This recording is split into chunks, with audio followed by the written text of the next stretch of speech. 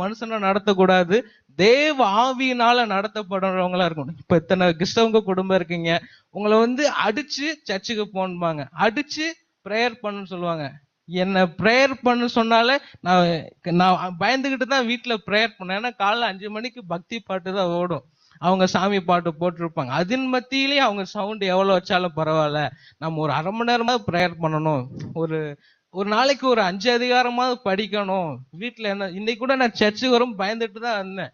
ஏன்னா நீ என்னத்தை அவனா சர்ச்சுன்னு போற, ஏசுன்னு போற, அப்போ உன் வாழ்க்கையில அப்படி என்ன செஞ்சாருன்னு வீட்டுல கேட்டுட்டு தான் இருக்காங்க. நான் அது கூட பயந்துட்டு தான் வந்தேன்.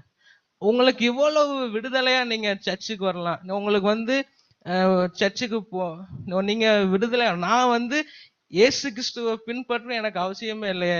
நான் என்ன பரம்பரை கிறிஸ்டினா, இல்ல வந்து எங்க அப்பா கிறிஸ்டினா, யாருமே கிடையாது. ஏன் நான் பின்பற்றணும்? எனக்கு யாருமே முக்கியம் இல்லை, இயேசு கிறிஸ்து தான் முக்கியம். நான் ஏன் சொல்லணும்? ஒன்னு சொல்றேன். 27ஆம் சங்கீதம் 4:5 சொல்லிருக்கு. யாராச்சும் வாசிங்களேன்.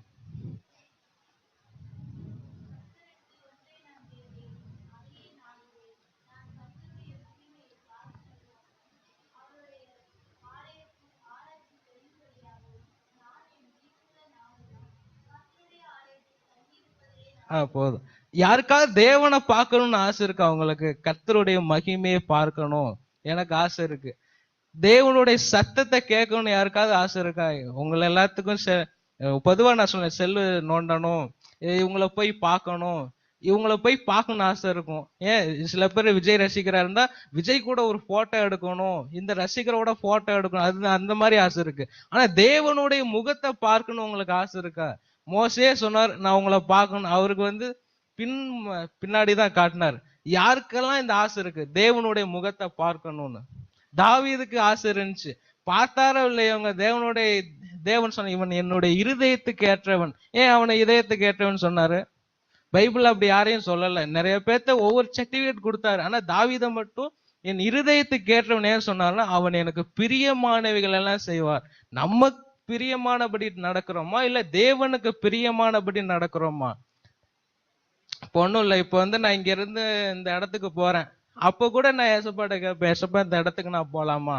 இப்ப நான் இங்க சாட்சியாபுரம் வந்திருக்கேன், இன்னைக்கு நான் போலாமா, இந்த இடத்துக்கு போலாமா? சின்ன சின்ன விஷயத்துல கூட தேவனுடைய விருப்பத்தை எதிர்பார்க்கணும். இப்ப செல்போன் இருக்கு, சின்ன சின்ன விஷயத்துல இப்ப இந்த இடத்துல இருந்து ஒவ்வொரு விருப்பத்தை நம்ம எதிர்பார்க்கும் போது அவன் தான் தேவனுடைய இருதயத்துக்கு ஏற்றவனாக மாறுவான். யார் யாரு தேவனுடைய விருப்பத்தை செய்ய தயாரா இருக்கீங்க? அந்த விருப்பம் இருக்கா? நான் என் விருப்பப்படிதான் நான் இருப்பேன், நான் என் விருப்பப்படிதான் நான் இங்க இருப்பேன், இங்க போவேன் அப்படிங்கிறத காட்டில் தேவனுடைய விருப்பத்தை நிறைவேற்றவங்களா இருக்கணும். நான் பைபிளை பார்த்து ஒண்ணு சொன்னேன் இன்னைக்கு வரும்போது கூட. எனக்கு வந்து மற்றவங்கள போலலாம் எனக்கு இருக்கு ஒரே ஒரு பைபிள் தான். இந்த வேதத்தை இன்னைக்கு நான் சுமக்கிறேன், இந்த வேதம் என்ன ஒரு நாள் சுமக்குமா? கண்டிப்பா சுமக்கும். ஏன்னா உங்களுடைய வேதத்தை எவ்வளவு பிரியமா இருக்கு, அது நாள் முழுது தியானம். இன்னைக்கு இந்த வேதத்தை இடத்துனாலதான் எல்லாரும் வெறுத்துட்டாங்க. நீ என்னத்த வேதக்காரனா மாறிட்ட? அதுக்காக நான் இந்த வேதத்தை நான் கீழே விடல. நான் ஏசப்பாட்ட சொன்னேன், ஏசப்பா இந்த பைபிளை நான் தூக்கி இருக்கேன், ஒரு நாள் இந்த வேதம் என்ன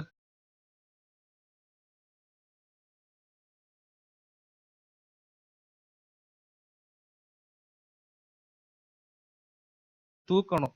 நீங்க அவங்க எல்லாத்துக்கும் முன்னாடி என்னை உயர்த்தணும். அப்படின்னு என்ன தெரியுமா? இந்த எனக்கு செல்போனை விட இந்த வேதம் தான் எனக்கு முக்கியம். குடும்பத்தை விட இந்த வேத வசனம் தான் எனக்கு முக்கியம். எனக்கு வேற யாரும் முக்கியம். இந்த வேத என்னிடத்தில் வசனம் இதயத்துல இருந்தா போதும்.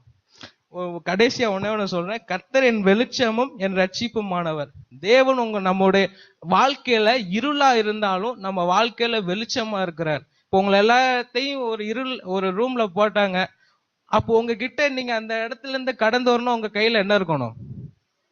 வெளிச்சம். வெளிச்சம் தான் அந்த இடத்தை விட்டு கடந்து வர முடியும். அப்போ தேவன் உங்க வாழ்க்கையில வெளிச்சமா இருக்காரா? என் வாழ்க்கையில இருள் இருந்தாலும் தேவன் எனக்கு வெளிச்சமா இருக்கிறார். கடைசியா ஒரே ஒரு வசனத்தை வாசிங்களா, மீகா 7.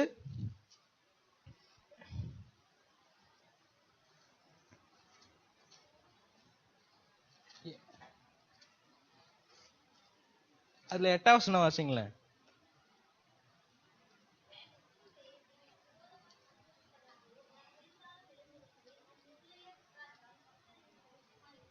ஆமென்.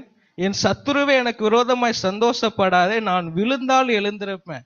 நீதிமான் எத்தனை வாட்டி விழுந்தாலும் நான் எந்திரிப்பான். அது போல நான் எத்தனை வாட்டி விழுந்தா எழுந்திருப்பேன். நான் இருளிலே உட்கார்ந்தா எனக்கு யார் வெளிச்சமா இருக்கா? கர்த்தர் எனக்கு வெளிச்சமா இருக்கிறார். தேவன் எனக்கு வெளிச்சமா இருந்தா போதும், என் வாழ்க்கையில என்னனாலும் கிடைக்கும். அதாவது ஒன்னே ஒண்ணு சொல்றேன், தேவனை தேவைக்கு பின்பற்றாம தேவன் தான் எனக்கு முக்கியம்னு சொல்லி பின்பற்றவங்க அவங்க உண்மையில வெட்கப்பட்டு போக மாட்டாங்க. ஆமென், ஆமென், ஹல்லேலூயா. ஆமென்.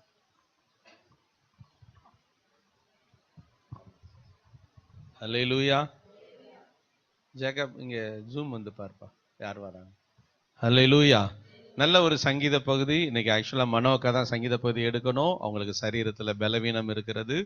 ஆனாலும் கர்த்தர் அந்த இதை எடுத்துட்டு கர்த்தர் இந்த நாள்ல நல்ல அவருடைய வார்த்தையே இங்கே வெளிப்படுத்தினார். நான் இன்னைக்கு என்ன காரியத்தை நான் இங்க பேசணும் அப்படின்னு ஒரு காரியத்தோட நான் வந்திருந்தேனோ அதை அருமையான தம்பி தெளிவா பேசினார். தெய்வ பிள்ளைகளே, நம்மளை எல்லாரையும் ஆண்டவர் நேசிக்கிறார். அதுக்கு என்ன அடையாளம்னு என்கிட்ட கேட்டீங்கன்னா, பாருங்க, வார்த்தையை அனுப்பி அனுப்பி அனுப்பி நம்மளை உருவாக்குகிறார்ல. இன்னைக்கு நீங்க இந்த வார்த்தையெல்லாம் கேட்குறீங்கனாலே உங்களுக்கு தெரியணும், நான் ஆண்டவராலே தெரிந்து கொள்ளப்பட்டவன். சிலர்லாம் சபைக்கு போவாங்க, நான் கேட்பேன், இன்னைக்கு சர்ச்சுக்கு போனீங்களே, என்ன பிரசங்கம், உள்ள உட்கார இடம் இல்லை, வெளியில உட்காந்துருந்தேன், என்ன பிரசங்கம்னு தெரியலன்றுவாங்க. அப்போ பாருங்க, ஆண்டவர் அவங்களுக்கு அந்த வாய்ப்பை கொடுக்கல, ஆனா நமக்கு கொடுத்திருக்கிறார். அந்த வாய்ப்பை நம்ம வீணடிச்சிடக்கூடாது, அந்த வாய்ப்பை நம்ம இழந்து போயிடக்கூடாது.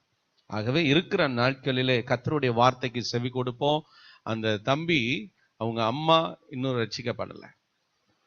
அவங்க அம்மா இன்னொரு திருமணத்தையும் பண்ணிட்டாங்க. இன்னொரு வீட்டுல அவர் இருக்கிறார். அவருடைய நெருக்கடியான ஒரு சூழ்நிலை. அவர் யாரும் பைபிள் படிங்கன்னு சொல்ல போறது இல்லை, காலையில எந்திரிச்சு ஜோமன்னு அந்த தம்பி யாரும் சொல்ல போறது இல்லை. ஆனா அவரே வாஞ்சியோட எந்திரிச்சு அந்த பக்தி பாடல்கள் தொனித்து கொண்டிருக்கிறதுக்கு மத்தியில ஜெபிக்கிறாரு. ஆமீன் சொல்லுங்க.